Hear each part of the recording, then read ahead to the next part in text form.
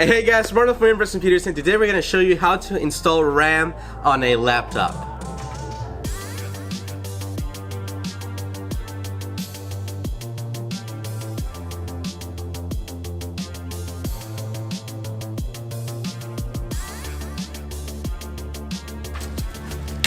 Alright guys, so as you can tell, this is a Lenovo laptop. A lot of models will be different, but this is pretty much how you do it. You take off your battery, uncover it, and then you just kind of push this to the side, and that'll take the RAM out. So we're gonna go ahead and install this Kingston memory kit, and we'll boot it up and show you guys that it's working.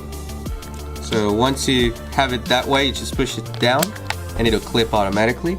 Then you go on the other one if you're gonna do the second slot. If you have a second slot, and it's the same story. Alright guys, so now that you have it boot into the BIOS, you can tell that the memory has changed. Sometimes it may give you an error that the memory has changed the quantity and you have to boot into it. So it's 16 gigs, it came from an 8 gig. Now from here you can boot into your Windows, your operating system.